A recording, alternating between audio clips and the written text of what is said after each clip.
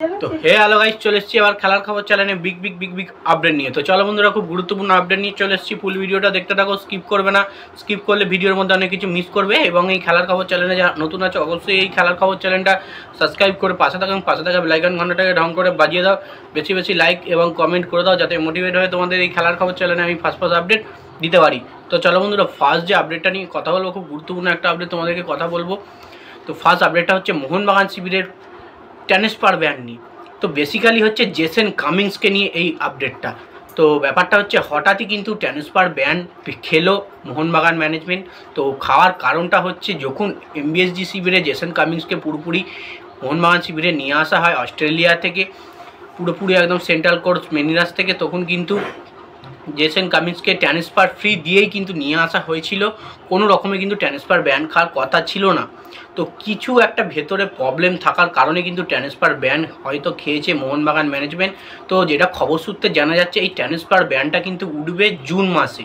তো জুন মাসের মধ্যে ট্রান্সফার ব্যান উঠে যাবে। তো অনেকেই ভাবছে যে মোহনবাগান কিন্তু আর কোনো প্লেয়ার, বিদেশি প্লেয়ারকে ট্রান্সফারে নিয়ে নিতে পারবে না, মানে কিনতে পারবে না। এটা কিন্তু পুরোপুরি ভুল। অবশ্যই ট্রান্সফার উঠে যাবে, ট্রান্সফার ব্যান উঠে যাবে, তখন কিন্তু আবারও নতুন করে প্লেয়ার কিনতে পারবে। আর ট্রান্সফার ব্যানটা কিন্তু জুন মাসে উঠবে। বেসিক্যালি সমস্যাটা হয়েছে কিন্তু এই জেসন কামিংসের জন্যই। জেসন কামিংসকে কিন্তু অবশ্যই ট্রান্সফার ফ্রি দিয়ে নিয়েছিল, কোনো রকম অসুবিধা হতো না। তাও একটা ভেতরে কোনো ব্যাপার আছে, সেই কারণে কিন্তু ট্রান্সফার ব্যানটা অবশ্য খেয়েছে মোহনবাগান ম্যানেজমেন্ট। তো যাই হোক, এটা তোমরা জেনে রাখো, জুন মাসে কিন্তু ট্রান্সফার ব্যান উঠে যাবে মোহনবাগান শিবির থেকে। তো যাই হোক, নেক্সট আপডেট যেটা নিয়ে কথা হলো, খুব গুরুত্বপূর্ণ আপডেট। তো Mumbai city FC player Mehtab সিংকে নিয়ে। তো মোহনবাগান শিবিরে মেহতাব সিং কিন্তু পুরোপুরি ডিল ডান, মানে কনফার্ম হয়ে গেল, পুরোপুরি কনফার্মই হয়ে গেল মেহতাব সিং। কারণ অনেক দিন ধরেই কথাবার্তা চলছে মেহতাব সিংকে নিয়ে মোহনবাগান শিবিরে, মোহনবাগান ম্যানেজমেন্টে। তো যেটা খবর সূত্রে জানা গেছে, অনেকটাই কিন্তু পুরোপুরি কনফার্ম হয়ে গেছে। এবং মেহতাব সিংয়ের মতো প্লেয়ার কিন্তু অবশ্যই মোহনবাগান শিবিরে দরকার ছিল। যে ডিলটা যে ডান হয়েছে সেটা বলেছি, ডিলটা হয়তো ডান এখনও হয়নি, এখন হয়তো মোহনবাগান শিবিরে সই করেনি।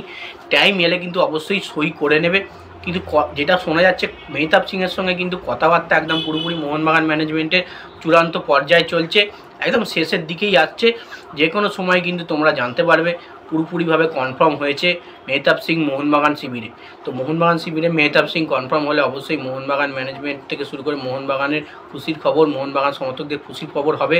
কারণ সুভাশিস বোসের ব্যাকআপ প্লেয়ার, একটা স্ট্রং ব্যাকআপ প্লেয়ার কিন্তু মোহনবাগান শিবিরে যুক্ত হবে। এবং মোহনবাগান শিবিরের ডিফেন্স আরও শক্ত হবে, কারণ মোহনবাগান শিবিরের ডিফেন্স ভাঙা অসম্ভব হয়ে পড়বে যে কোনো দলে, কারণ মেহতাব সিং দুর্দান্ত ডিফেন্স করে, আমরা নিশ্চয়ই জানি। তো যাই হোক, মেহতাব সিংকে নিয়ে এই আপডেট ছিল। নেক্সট এবং লাস্ট আপডেট যেটা তোমাদেরকে দেবো, সেটা হচ্ছে ইস্টবেঙ্গল শিবিরকে নিয়ে।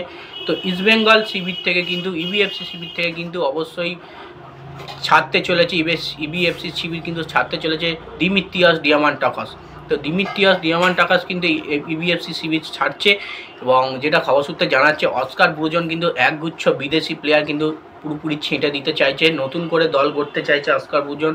ইস্টবেঙ্গলের নতুন বিদেশি প্লেয়ার আনতে চাইছে, যারা খুব ভালো পারফরমেন্স করবে, স্ট্রং করবে। অনেক বিদেশি হয়তো টার্গেট করে রেখেছে ইস্টবেঙ্গল, কিন্তু ডিয়ামান্টাকাসকে কিন্তু পুরোপুরিভাবে বাদ দেবে, এমনটাই কিন্তু খবর সূত্রে জানা গেছে। এবং ডিয়ামান্টাকাস কিন্তু এবিএফসি শিবির ছাড়বে, এবং ডিয়ামান্টাকাসকে অন্য কোনো আইএসএল দল কিন্তু টার্গেট করে রেখেছে তাদের দলে নেওয়ার জন্য।